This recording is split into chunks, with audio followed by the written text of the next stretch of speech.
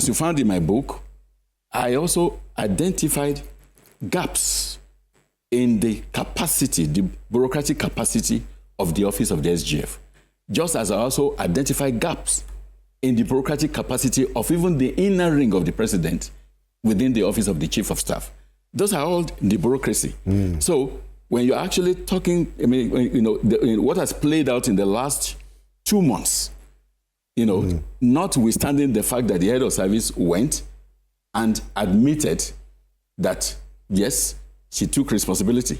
But we all know that all those areas also had shared in that. And we're talking specifically about the fake presidential... The fake presidential, whatever, agency, you know. Yeah. They all share, all those 3 offices, you know, shared in the weakness. Which is head of service, secretary of government of federation, and the chief of staff. And the office of the chief of staff. The bureaucracy in those offices are not strong enough to be able to help the president drive the vision at the speed and with the efficiency that he wants. But even, I see your point, but even that, the exposure of that fake presidential agency is not just even about what you said, but it's also a major lapse to say that somebody can actually come into the system, get in on the budget, you know, get offices and all of that, you know.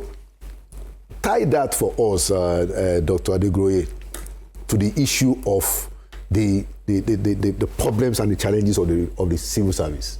Can you tie it for us? Yeah, what we're saying is that... What it would seem, according to Mr. Adeyemi, the fake DG, is that, hey, he paid money to somebody to get the appointment, and he got the appointment.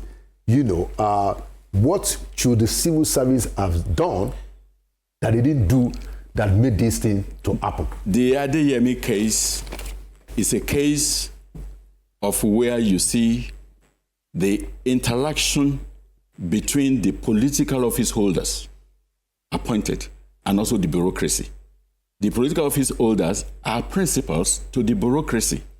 And a lot of times, the bureaucracy takes directive from them. And you need a bureaucracy that is not just professional, that, you know, the capacity, you know, and the commitment to the system is also driven by his own or her own personal integrity.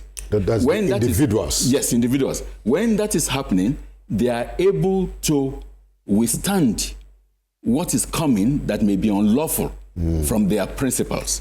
That is where the bureaucracy comes in. Let me tell you, you know, the point that we're saying is this. The president, as commander-in-chief of the armed forces, does not need to know how to fire a gun. But he does have the confidence that when he sends when he declares war, that the folks will get the job done. Will get it done. It's the same kind of expectation the president expects.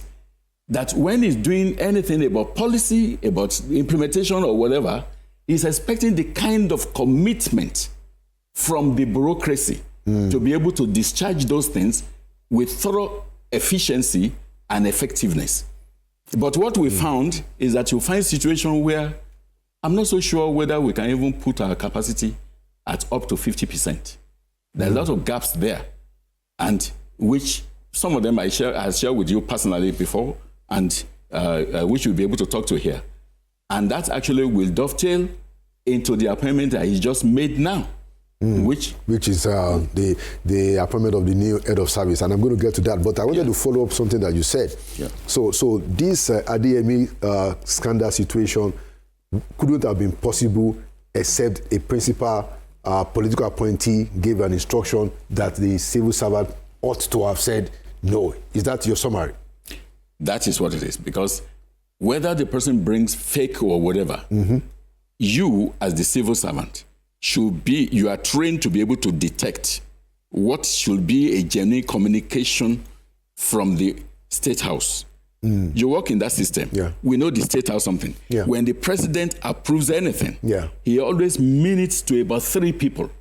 Okay, he goes chief of staff, he goes to SGF, and if he has something to do with civil service, he goes to the head of service will have it. So that chain will let you know that it cannot loop, and so that they at least they know what is going on, and they can say they can flag when they have to. Yes, let me give you one. Let me give you one example. When I was Permanent Secretary Interior, there was a situation where a governor that was close to the president said that he's been given approval to be given a diplomatic passport. Okay. And the then Controller General of Immigration, we discussed it. So he had to find a way to be able to manage it. This person is no more governor. How can you give? He's a former governor. He's a former governor. How can you give that? How can you give such a person exactly diplomatic so passport? When the approval was made, approval was sent to the various channels and so on. And then this governor now, this former governor, brought the paper to Ude, the Controller General. And Ude, being an experienced civil servant, didn't just take action. He said, oh, wait, please. I will need to be able to, cross-check. And he went straight to go and see the original approval. He saw the original approval and realized that truly there was an approval. But then he sought audience to be able to advise the president that on what basis are we going to grant this? He's no more serving. How can we give diplomatic? Sorry, please, we cancel it. So, and he just went back and told that one, unless you can bring me the original, I will not be able to treat it. And you're talking of President Yaradua. Yes. So, and he now just told the former governor, unless I can see the original, I will not be able to give you this diplomatic passport. And that's how the whole thing ended. Okay? So that is somebody using the experience of the system to ensure that you are not outplayed. You're not, so we will have expected that on a simple phone call, when I was working in the office of a Kaite as Secretary to Government, I could pick a phone, call any minister, call this, whatever. It's just a phone call from the office of whoever to say, Chief of Staff, is this true? This is this, and that would have actually corrected it. Very, very important point, and hopefully we come back to that issue, because I wanted to hear what you have to say about the fact that the head of Civil Service of the Federation took responsibility, what that meant. But let's